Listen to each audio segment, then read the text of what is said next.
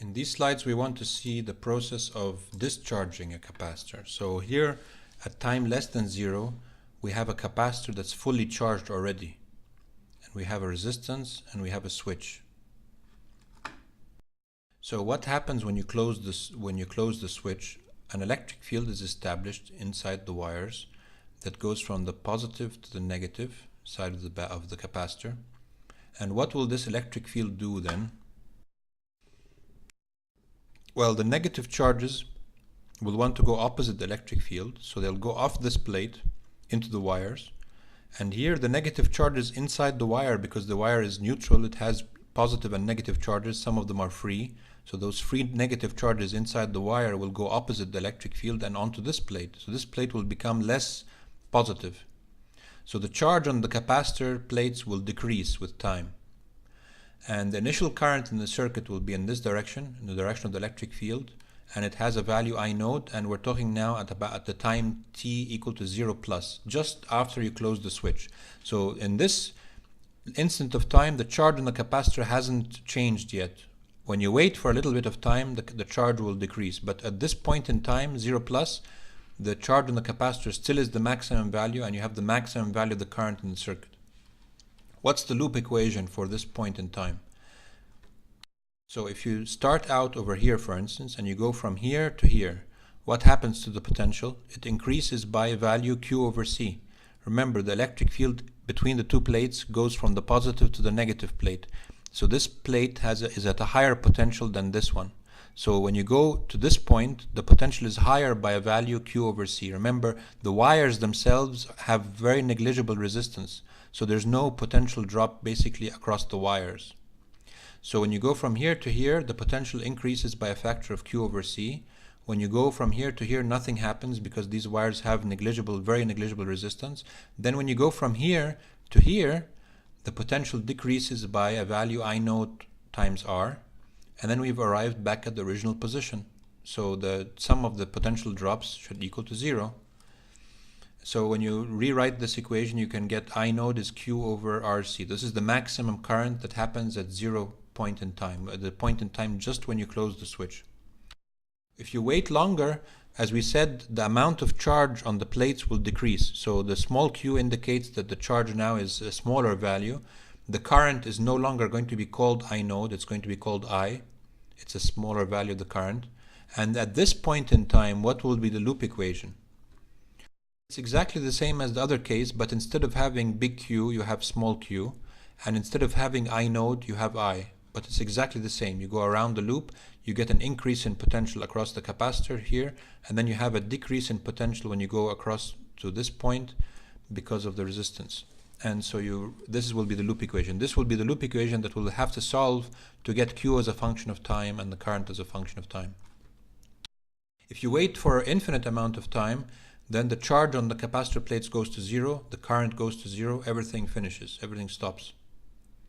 So if you want to sketch the charge and the current as a function of time, how would you think they would look?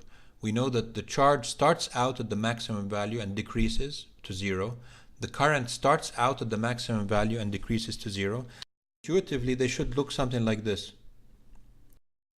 So there's just one issue that we need to get cleared with, how to relate the current to dq by dt, the rate of change of charge on the capacitor plate. It's not simply dq by dt, there's a minus sign, and let's see why this is the case. We put the current in the circuit in the correct direction it's in, so that means the current is positive. But if you look at the charge on this plate as a function of time, it decreases. If you get dq by dt, you get a negative slope. But we know the current has to be positive, so we multiply by -1 to get rid of this negative sign of the slope. So when you multiply the minus times dq by dt, you get a positive number. So that's the reason why we have to put this minus sign in this case. So we have now the differential equation, the loop equation, and we have the current is minus dq by dt.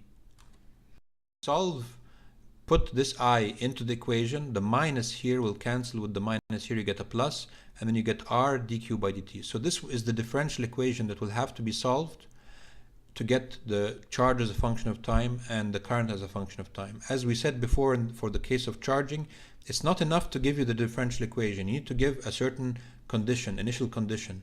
And the initial condition in this circuit, for this circuit, was that when the time was 0, the charge had a value Q, big Q. It was maximum charge.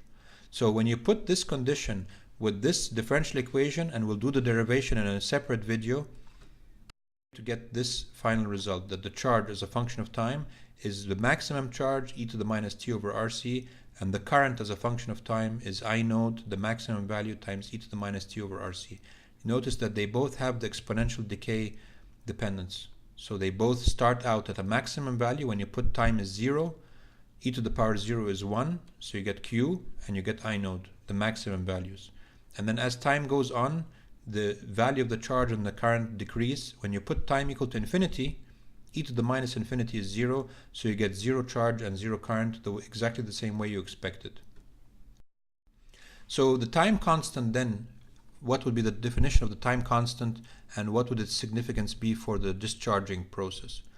Well, this is Q as a function of time. If you put time equal to tau equal to R times C, then e to the power minus RC over RC is e to the minus 1.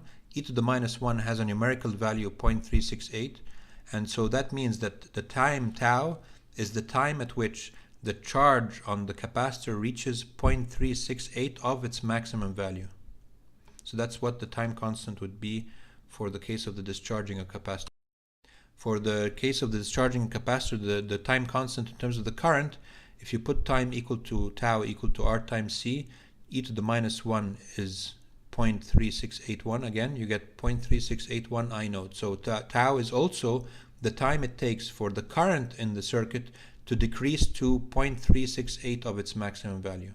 That's what the time constant would be for the discharging process. One of the practical applications of this is you can look at the RAM, dynamic RAM cell, and go to this link, and you can see how it explains that the RAM, the information that's stored in the memory, random memory of the computer, can be stored as on a capacitor plates. And so you can store information on capacitor plates.